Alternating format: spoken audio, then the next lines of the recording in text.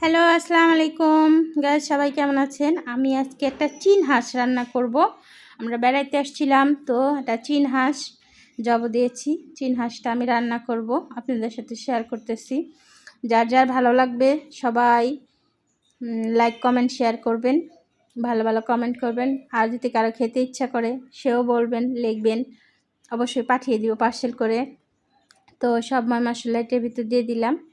এভাবে দিয়ে হাঁসটাকে সুন্দর করে মাখাইয়ে তারপর রান্না করব। এটার ভিতরে আমি বাটা মশলা ইউজ করতেছি আর কিছু গোটা মশলা ইউজ করব। গরম মশলাগুলো ইউজ করে সুন্দর করে হাঁসটাকে মাখাইয়ে আমি আগেই বলছি এটা হলো চীন হাঁস খেতে অনেকের ভালো লাগে, আমার তো খুব পছন্দ। আপনাদের কার কেমন পছন্দ সবাই জানাবেন।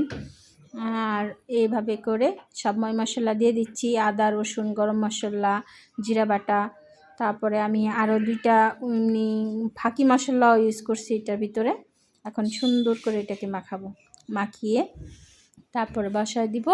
যার কারো যদি খেতে ইচ্ছা করে অবশ্যই কমেন্ট করে জানাবেন আমাকে। আর বেশি বেশি লাইভটাকে শেয়ার করে দিবেন, আমার ভিডিওটা সবার কাছে শেয়ার করে দিবেন। আমি কিছু কাঁচামরিচ দিয়ে দিলাম, কেন ঝাল না হলে হাঁসের মাংসটা মজা লাগে না। এই জন্য অনেক ঝাল করে আমি রান্না করব। ঢেকে বসায় দিলাম। এই তো আমার রান্নাটা প্রায় হয়ে আসছে। আর হাঁসের মাংসটা সিদ্ধ না হলে হাঁস মজা লাগে না। সবসময় হাঁসের মাংস নরম করে রান্না করতে হয়।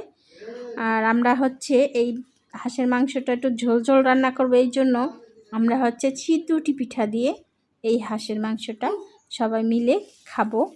তো এই জন্যে আমি একটু ঝোল করে রান্না করছি। তো আমার রান্নাটা কেমন হলো অবশ্যই জানাবেন। আর একটা ব্যাপার চীন হাঁসের মাংস গরুর মাংসর থেকেও মজা। এমনি পাতি হাঁস রাজা হাঁস এই হাঁসের মাংসর থেকে চীন হাঁসের মাংসটা অনেক মজা। যারা খান নাই অবশ্যই ট্রাই করবেন। আর আমাকে কমেন্টে জানাবেন যে আসলে আমি মিথ্যা কথা বলছি না সত্য কথা বলছি। আমার কাছে তো সেই মজা লাগে, অনেক টেস্টি খাবারটা। দেখেন কত সুন্দর কালারটা হয়েছে এবং অনেক স্বাদ হয়েছে।